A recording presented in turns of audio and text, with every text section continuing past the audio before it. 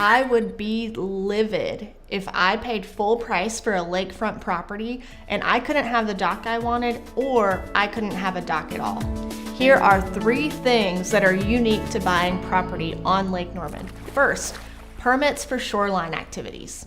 Duke Energy's Lake Services is in charge of approving any activities on the shoreline of Lake Norman. So that includes building or maintaining docks or piers or shoreline stabilization. If you're buying lakefront property on Lake Norman, as part of your due diligence, you should be requesting from the seller a copy of the pier permit and the application. That way, when you look at the existing structure, you can make sure that it matches what was permitted. If the structure matches what was permitted, you're likely in compliance and have little to worry about. But if the structure doesn't match what was permitted, or the seller can't or won't provide you a copy of the permit, you very well could have a structure that's not in compliance with Lake Services guidelines. And if you move forward with buying the property, you could be required to remedy that non-compliance, either by tearing down part of the structure and rebuilding it, or removing the structure entirely. You should know that Lake Services will only provide the permitting history to the property owner whose name the permit is in. So as a seller, if you never applied to get the permit in your name, it is a good idea to go ahead and apply for that permit to be put in your name before you list the property. That way you're not going to run into any delays of closing if your buyer wants to see the permit to verify that they can have the dock that they want whenever they buy the property. The second unique thing about living on Lake Norman and owning property here is the 760 line. The water levels on Lake Norman are controlled by Duke Energy.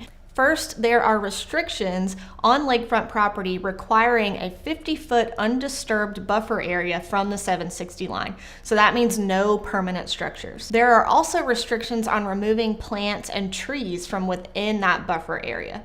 The second thing is a lot of people mistake the 760 line as where their property ends and Duke's property begins.